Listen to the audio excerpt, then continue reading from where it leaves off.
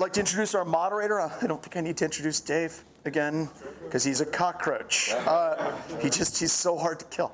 But a little bit of background on Ed and I. Ed will not admit this. He can't confirm nor deny anything. But years ago when I was working at Accenture at the Department of Interior in the world's largest class action lawsuit, I was doing defensive security, and there was an attacker that came in and basically took over a bunch of Department of Interior computer systems. It's part of Cobalt versus Norton. It's all record. You can actually look it up online. And years later, I found out from our good friend Mike Poor, who is not here, that there's a very strong possibility that Ed Skoudis was the pen tester behind that. They basically came in, hacked everything. We saw an exploit on one of the Linux servers. We eradicated it. And they said, you guys were the only ones that saw the attack and actually did something about it. And I found out like 5 years later that Ed was possibly the pen tester behind that engagement. Because Mike Poor said something, I said nothing. Nothing, yeah, and that's probably a good thing. Also, this is Mike Poor's slot. Please do me a favor, keep Mike Poor in your thoughts, well wishes, prayers, whatever you choose to do. Happy thoughts or tweets, if you guys could tweet out to Mike Poor a speedy recovery. I know that he would appreciate it. He was supposed to be here. He had some health issues that he had to deal with immediately, all good stuff coming up, but he could not be here. And Ed and I, the first time I ever met Mike, Ed said, you're going to love Mike. The first time I met Mike, we went out to dinner at an Indian restaurant. I came back afterwards and I said, wow, that Mike Poor is an asshole. And Mike Poor called up Ed and he said, yeah, that new guy, John Strand, he's an asshole. And Ed talked to both of us and he said, you guys are going to be lifelong best friends. And I'm very, very happy to say that that was absolutely the truth. And to be fair, you both are great judges of character. We are absolutely fantastic judges of character. So that's my background with Ed. Dave Kennedy was one of the first people once I started breaking out of my sans cocoon and going to cons. Nickerson was another one. Johnny Long was another one. I cut my hand open at Sector, and he thought it was funny. And we went out to dinner. So just a fantastic person to have on my side, and really two mentors and people that I talk to on a very regular basis. So with that, Ed is going to ask us some questions. Sure. So, thank you. Wait. Hold on. Oh, we've been interrupted. Sorry, I'm late. Wow. Oh, he brought candy. So. Thanks, man. Oh, there's actually cockroaches in here. Oh, wow. My milkshake brings all the boys to the yard, and my life is better than yours, damn right. All right. Nice catch. So this panel discussion is all about fear. Ed Skoudis has a crippling fear of hookers underneath his bed in hotel rooms.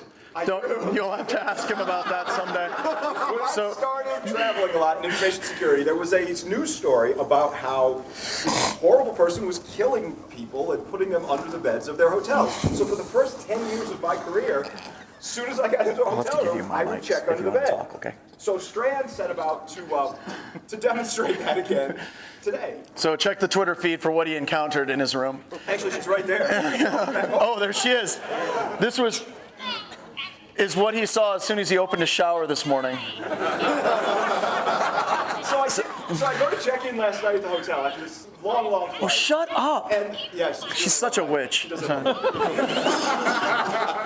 I get to the front desk and they're like, you already checked in. I'm like, no, I didn't already check in. They're like, no, you checked in. Look at this. And she shows me a form that's like somebody checked in, but where the name is, it's just like scribbled lines. Who scribbled those lines, by the way? And I said, well, ma'am, I have not checked in. She's like, well, here's your key. Security's still here. Do you want them to accompany you to your room? Now, this is a decision I had to make. I said, nah, I got this. I mean, what are you guys going to throw at me? So I got to the room, and I go inside. I'm all excited, and there's nothing. Hello, nothing. I go under the bed, and I kind of kick underneath there. It's solid. It's solid. Crap, there's nothing under the bed. There's no hookers under there. Because remember, when they're dead, they're hookers. The room key, though, whoever checked in for me left the room key very kindly right in the middle of the desk. So I'm like, that seems to be it. I mean, okay.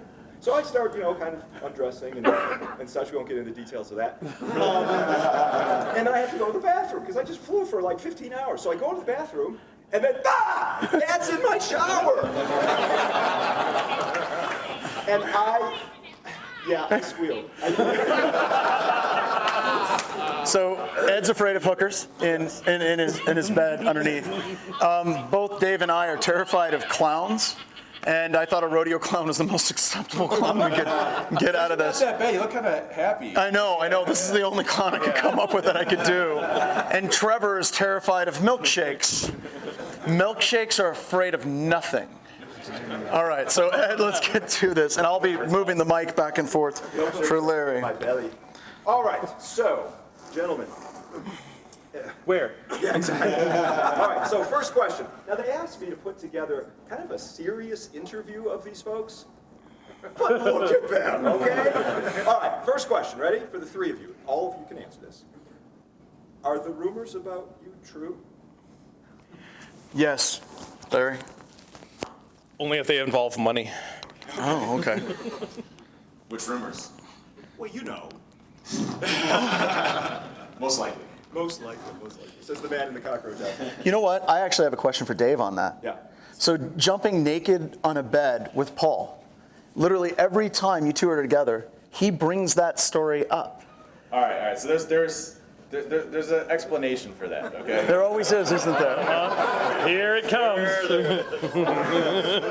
All right. So long story short, we're this is probably. I've heard that about Paul. That's pretty much the end of the story. It's probably, I don't know, 7 years ago or so. I'm in line. We're at Caesar's Palace, getting ready to check in for, I think it was Black at the time. And so we're in the line, and Paul's behind me. And, we just start talking, and hanging out. I mean, we're good friends at this point, and we're waiting to check in this line. This line's like super long. There's like 50 people in line, so we're going to be there for like an hour. So we're just being like the ways that we are, just acting ridiculous and everything else. And so we start talking about how if we got an upgrade, what we would do if we got an upgrade. Yes. That's good. And so I made the comment that, well, if I got one of those upgrades in those rooms, those huge rooms that you see in like the movies and everything, I would jump on the bed naked. And it's just one of those things you have to do, right? You have a big room, why would you not do that? And Paul's like, I would do the same thing too. And I'm like, well, what if we did that together? And we got upgraded. Both of us got upgraded. We did not jump. We might have, but we didn't do it together. So I'm just gonna. Was it at the same time? Yeah, we both upgraded at the exact same No, time. did you jump into the beds? No, different beds. No, different rooms, different beds. So it's technically true. Synchronized in time. Yeah. So it's still. 5, 4, 3, 2, 1, jump. Yeah, we're on the phone as we're jumping. I'll bet. Yeah. So it's technically true. It's technically true. There we have it. Awesome. We both got upgraded. All right. Nice. All right, so the next one's a little more serious, but I think useful, at least for me, and I think for a lot of the folks here. You guys are amazing, every one of you. I want to know what a day in your life looks like. Just what's the typical day, not when you're teaching or something like that, but just a typical day, you're in the office. When do you get up? What do you do? How does that work? Oh, we'll just work down this way. I get up in the morning and I immediately check my calendar. I usually get up lately, especially with the con. I've been getting up at about 4:30. I get up, I put fire in the fireplace because my house doesn't actually have any heat. All of our heat is through a fireplace. We shut off the basement heat and get that going so we have hot water. And then I look at my schedule and then I cry a little bit. And take the kids to school, go to the office, and then almost every single day I'm in meetings for the vast majority of the days. And the people at Black Hills Information Security, they see entire blocks of days that are blocked out. And I learned this from Ed. If you don't actually set aside time to do something technical, whether it's writing slides, whether it's working on something, then your day is going to get completely sucked up by all of the other things, the businessy things that you have to do. So Ed said it's about, you should have at least one full day per week that is dedicated to doing something technical. And most of that stuff will never come to fruition in anything, but you have to stay in what you do. Because we have a motto at SANS, those who can't do teach, but they don't teach for SANS. And we have to actually have the ability to do what we're doing. And the questions that we get are insane, and keeping our classes up to date, doing webcasts at Black Hills Information Security. It's a tremendous amount of work, but it's business meetings, sales meetings, project management meetings, but I always try to set up some time that's just set up for me to disappear. That's good. And how late do you typically work? you don't mind my asking. Oh, I'm usually done once my kids are done, and then sometimes I'll work again in the evening. But I try to set up time for my kids to go mountain biking, maybe go running, those types of things. That's great. Just gonna hold it right there. I'll So, hold it. Mr. You just- Milkshake, how about you? Yeah, so not all that dissimilar from John when I'm not traveling. The typical day at home is up at 6:30, start with the wife and get the kids ready for school. And then I think of John, and then I get up in the morning. Lower.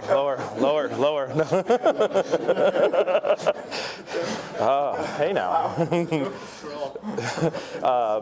So get the kids ready for school, then it's into the office somewhere around 8:30, 9 o'clock, which then pretty much starts with meetings. And it's usually meetings to start figuring out what the day is going to look like. So stand up with some of the bosses, meet with the intern to sort of set work schedule and such. Then we move into meetings with customers and doing some Bring it down a little technical work. So there's some component of technical work just about every day, and sometimes it's stuff that I want to do, and sometimes it's stuff that needs to be done. Finish somewhere around 5:30, 5:45 in the afternoon, and then 2 days a week, my daughter and I do about an hour and a half to 2 hours of karate with the oldest, and other days we spend time with the kids between Girl Scouts. Thursdays is several hours of podcast, and then we come home and we're home, and for me it's dinner time, the kids have already eaten, and then it's back to work. But it's not work in the office, it's work sitting on the sofa with my laptop watching TV with my wife, which is also work because I'm researching stories for the podcast or I'm working on some hardware stuff.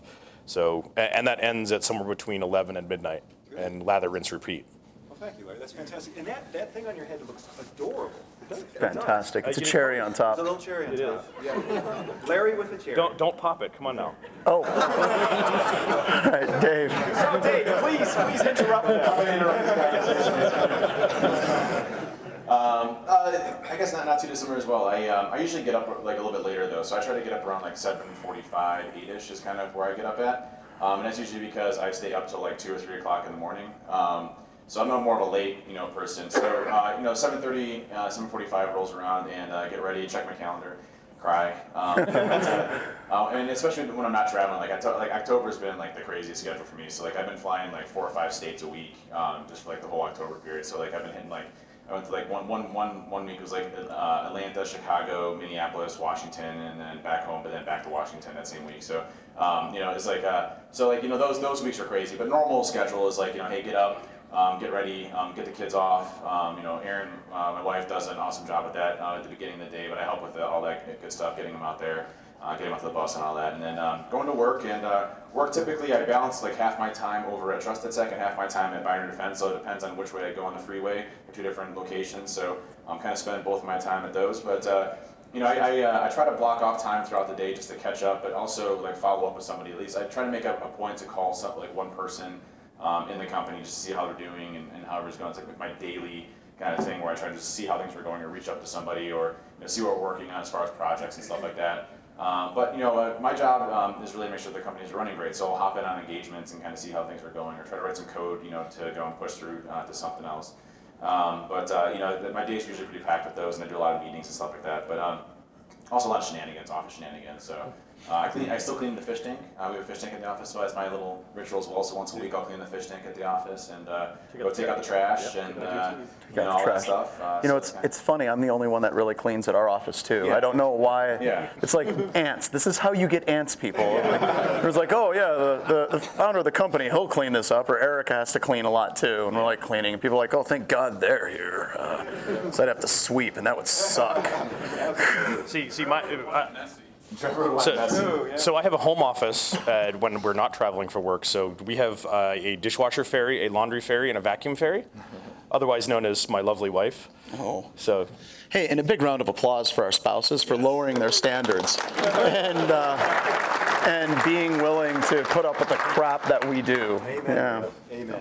I usually get back at 4 o'clock. I get home early. I leave at like 4, and then I spend time with the kids until about 8 or 8:30 when they get the homework and everything done. And then after that, usually from like 9 o'clock and then onward, like I'll spend an hour watching TV with Erin, and then I have like a hot tub ritual too. I have a hot tub, and I go out there like Paul, every is other Paul day. involved with the hot Oh, tub? I FaceTime him every time. So.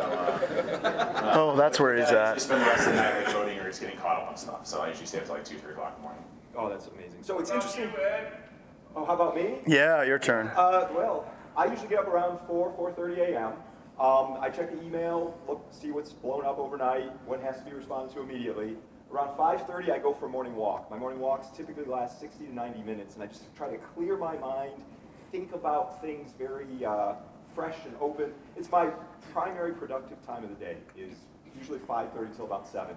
It's downhill from there, okay? Then I go back into the office, have some breakfast, kind of talk with the staff as they arrive, typically between 7:30 and 9 at the office, and then the conference calls start.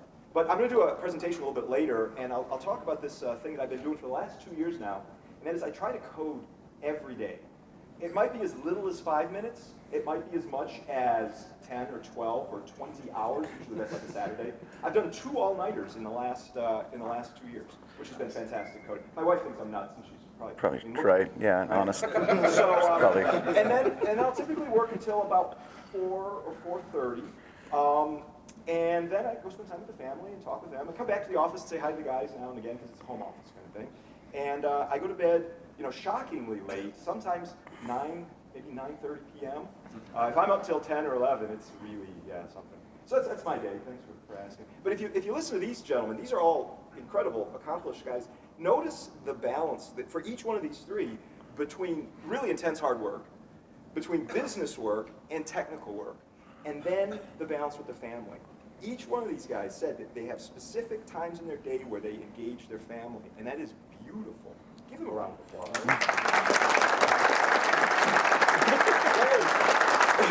It's so creepy. So next round of questions, okay? I'd like each of you to tell me how big your company or companies are now, because that will give us an idea of a lot of things. And then if you could summarize your business philosophy behind these companies. I mean, Black Hills, Guardians, Trusted Sec, Binary Defense. You guys are doing incredible work, and I'd like to hear how you envision your own companies. So whenever we do payroll, it's over 50 people. That includes subcontractors. And we're not afraid to mention our subcontractors. We have people like Mark Baggett. We have people like Robin Wood, DigiNinja is around here. Yep. That we are absolutely proud of the fact that they're willing to work with us. So it's a lot of cats to herd. Just this last Friday, we had, for the first time, BHIS was all at the rental house, just about 4 miles from here. And we had their spouses and everybody present. And the house was very, very, very full. And I think that we have 26, 27 full-time employees. And then, of course, we have subcontractors and interns and all of those cats that we've got to herd as well. And the business philosophy is really, really, really simple. This is not my company. This is not Erica's company. This is a company that is for the testers that we have. And basically, when I decided I wanted to start a company, actually I didn't want to start a company. Erica kind of pushed me into it. She's like, you should do this. She's like, no, seriously. She was like, you can do this. And honestly, Ed was like that too. To be completely blunt, Ed was a very good force for all of this. But the company is there for the testers. We try to hire, You want to help everybody, so we took on tons of projects. Yeah, so we started taking on tons of projects, and we need people to do these fun things. Minions are helpful. But the company is basically an employee profit sharing company, which means it's so disturbing. I don't know why, but that's wrong. It's an employee profit sharing. So we establish what's our minimum viability amount of money that we need to have in the bank to make sure that we can survive. But then the rest of it is decided upon a roaming board of 4 people that advise Erica and I on what we do with the rest of that money. It may be save more money to hire more employees. It could be do profit sharing to the rest of the company as well. So it's not a company that's designed for me to get a yacht. It's not a company that's designed for, to get rich and die fat, dumb, and happy. It's basically a company to make sure that we have the best testers. They feel like they're part of the company. If they work their asses off and they put in 60-hour work weeks, they know that they're going to get something out of that at the end of it. So.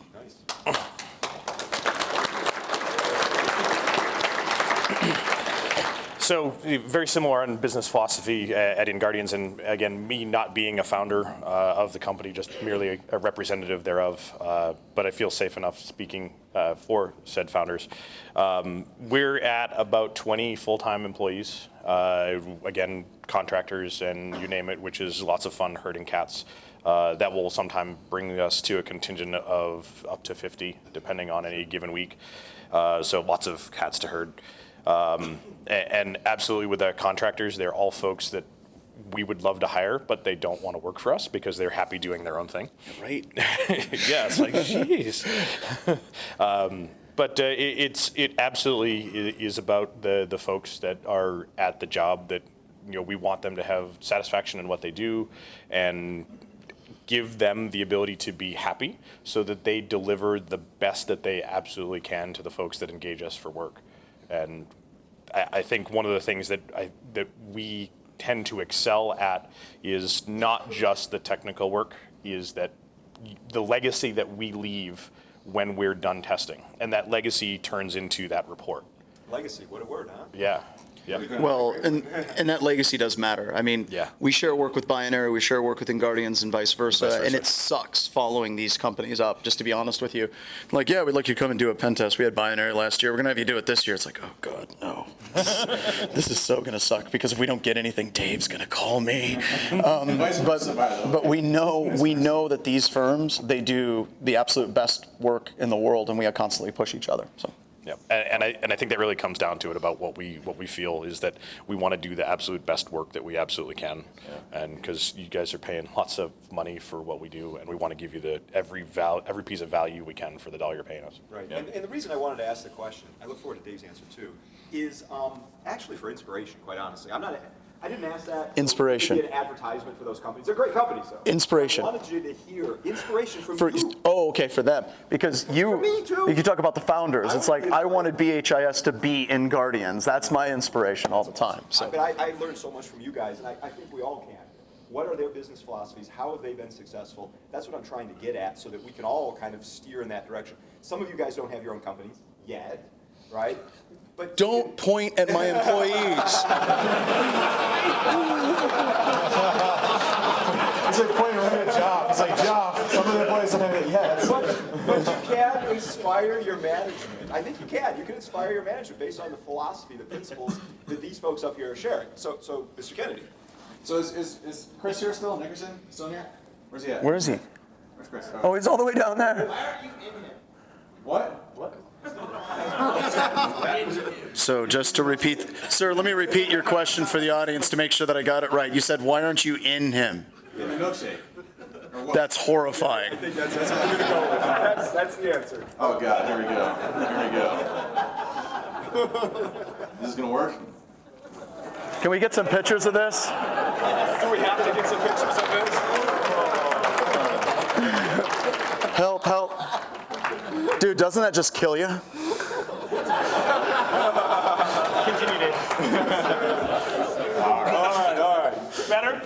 No, funny story about how well, so we're in the hundreds now of employees, which is crazy. That's between the two firms? Between the two, yeah. So having hundreds of employees is insane. You look at that and you're like, wow, I have a lot of mouths to feed and a lot of people to make sure we take care of.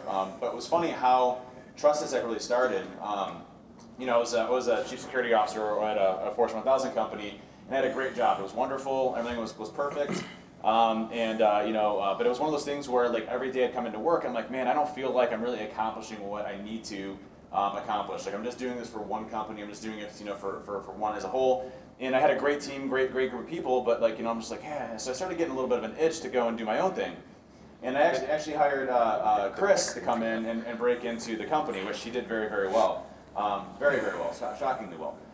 Amazingly, frighteningly, shockingly well. In fact, a funny story about that is we had this conductive crash bar, which is like if you touch it, it uses static electricity for your hands to go and do it. So Chris put this little, Chris, got this black backpack, and it's like New Year's week or something like that. And we have all these security guards and everything there. They're supposed to be like watching everything that's going on. We have 24-hour security guards and everything else. Well, Chris walks up to the front of the building and puts a little wedge in the front door, and he runs like a little electrical wire, like a little wire, a copper wire from his hand all the way over, and he was able to generate enough static electricity in his hand to get the conductor crash bar to actually open up the door. He's very good at that. He's really good at that. So he opens up the door, and I'm like, okay, well, hey, our security guard should be here shortly or whatever. No security guards. And then we break into the data center. I'm like, oh, the security guards should be here. No security guards. Then we finally set the alarm off, I think, on the vault that we had in there, and then that finally got the security guards to come. It intentionally set the alarm off to get them to come up. You had to push the button, literally, to get them to show up? Yeah. Like alarm, hit this. Trigger the alarm just to see if they would actually come after we've already, like we're waving at the cameras as we're going, like, hey. So, but interesting enough with that as well, Chris gets into our payroll information and gets into mine. He's like, dude, you need to go on your own.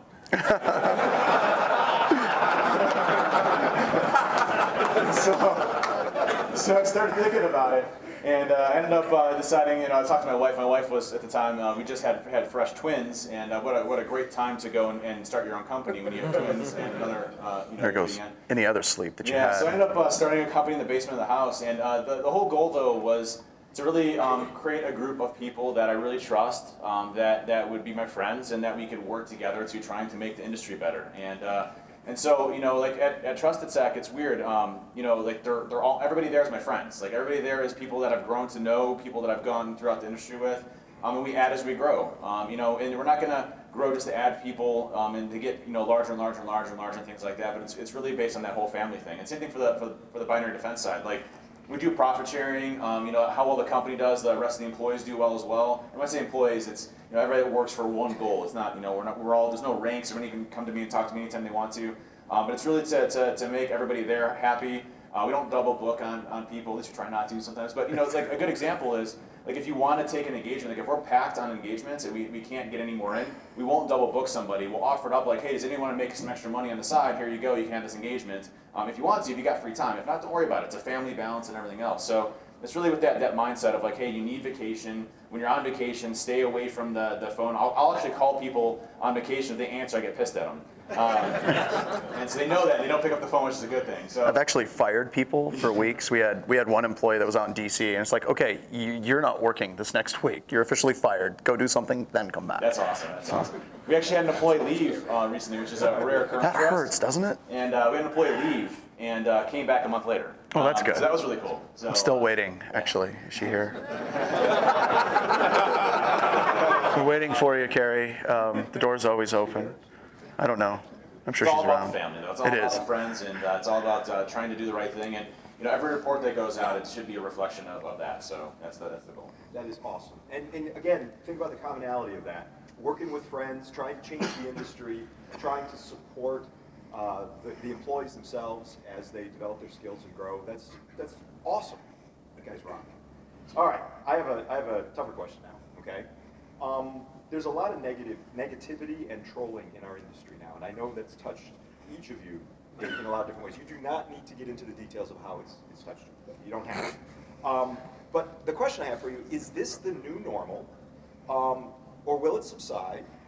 And what can we do, people sitting up here as well as the people sitting down there, what can we do to help make more positivity in the industry and not all that negative nastiness that we've seen? Wow. So yeah, I told you it's going to be a heavy question. That's a good one. Yeah. I would say the drama is less than it was a few years ago. We have very specific type of drama around gender in this industry. We have very specific drama around LGBTQ issues in this industry. We have very specific drama around those types of things. And I would say that it would be an incredible mistake to completely discard all of those issues. And if I call them drama, please don't take that as I'm belittling them. I think that they are actual legitimate issues. And there's a lot of people that'll say there's no issues. I haven't seen any of these problems with harassment. I have never seen any of these problems with making fun of people for their religion or their sexuality. But just because you haven't seen it doesn't mean it's not there. And even though some people get extremely bent out of shape over those things, I believe that they're addressing legitimate concerns, and we need to take those concerns seriously. And I believe that as an industry, we are growing. DerbyCon, I mentioned that we're a weird group of people. I want you all to think of this. Almost all of the people in this room being the fact that you're in IT security has something to do with the fact that you were socially awkward at some point. Right? You were in high school. I said everyone were weird people, and I love weird people. I absolutely love weird people. We hire extremely weird people in our companies. Now you can point at my employees. Now, I want you to think of this. We get a bunch of people that were socially awkward in high school, maybe socially awkward in college. We get them into a big conference where they're around people like them. We get a bunch of alcohol in the room, and then we shake liberally. Strange things are going to happen, and sometimes bad things are going to happen.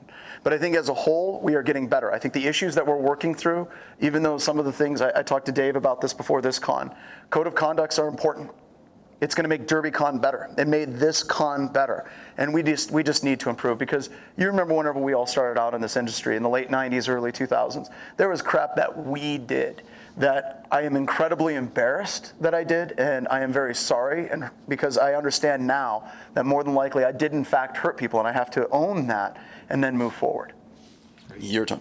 Yep. And I very much same sentiments as John, and I think growing up that I had some great wisdom from family, and some of that was very much, if you don't have anything nice to say, don't say anything at all.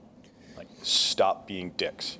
Yeah. I mean, John's code of conduct for here, don't be a dick, right? Yep. And I think that's true. I mean, one of the other sayings that I always used to hear from my dad, you attract more flies with honey than you do with shit. Yeah. Be nice. Same with cockroaches too. Apparently.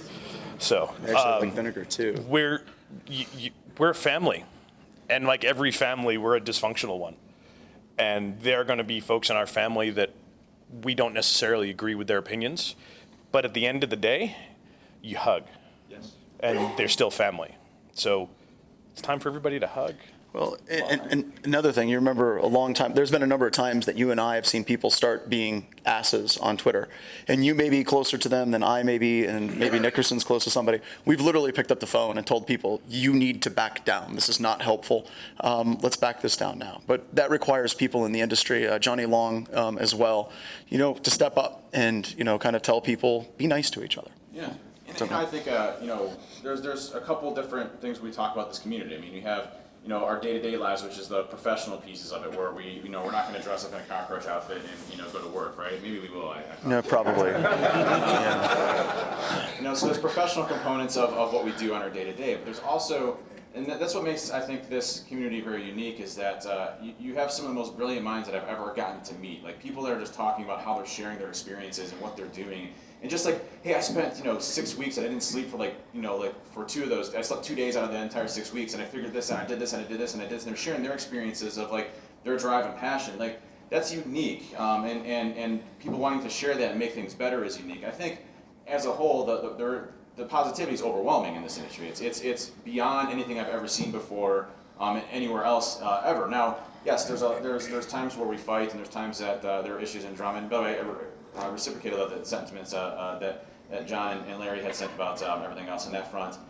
So I think that a lot of the drama stuff that you see is people expressing concern or issues or problems, and they're very they believe in them very strongly. And Twitter, when you're trying to debate over 140 characters and get your point out, is not the best conduit to trying to get your point across, right? Your views are absolutely wonderful and amazing, and your views are absolutely warranted, and your views are absolutely there and truthful because they're your views.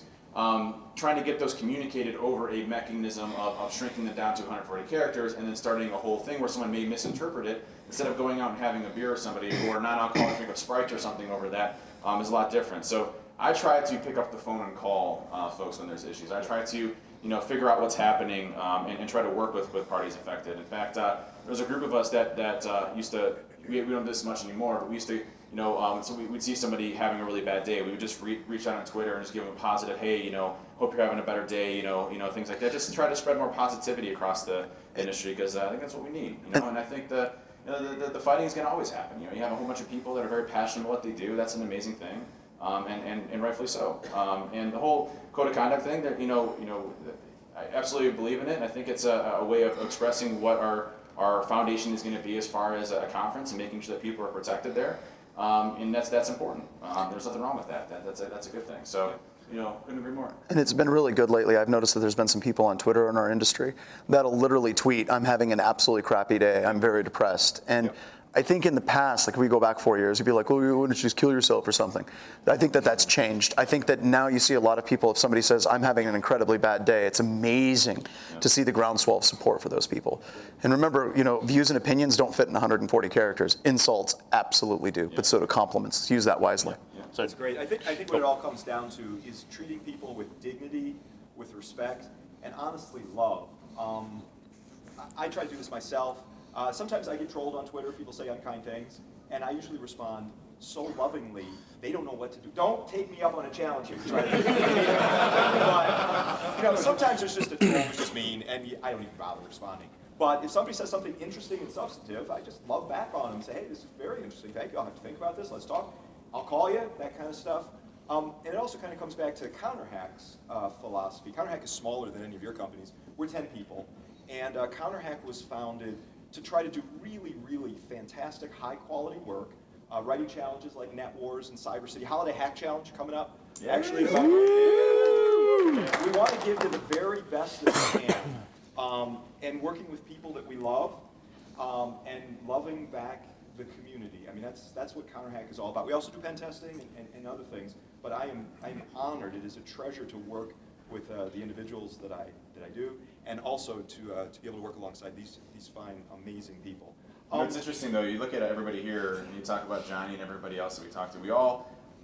We're all friends together because we all share the same belief of spreading positivity, right? And that's a huge thing. So if you go and do something, make it a positive thing, make an impact, do something awesome, and do things good. You don't need to be negative. There's no reason for it. Now we have about 30 seconds for each of you to do a closing idea, just whatever you want, open-ended. What would you like to say to this amazing body of people here? I think Dave just summed it up. Let's support each other.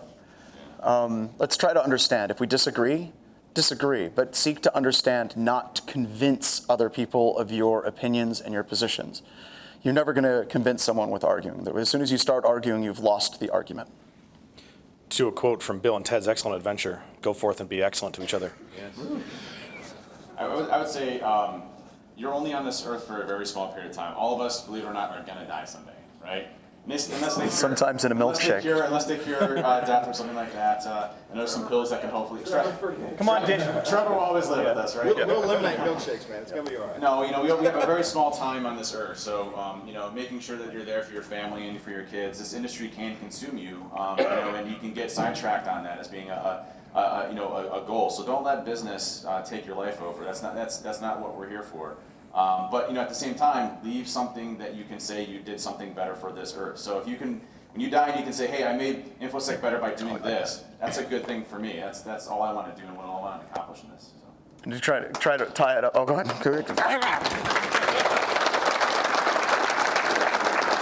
And to try to tie it up, I blame Mike Poor, but I also try to be Mike Poor. The fact that man could sit in a room with people of different religions, different faiths, different security backgrounds, not even security at all. You could be at a table with 20 of those people, and everybody would have a great time.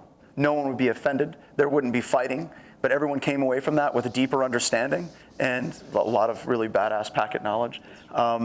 That's something we should all aspire to be. And if you haven't met Mr. Poor, go find webcasts and see what he's done. He was great, and we wish he could be here. So ladies and gentlemen, please join me in thanking these gentlemen for sharing.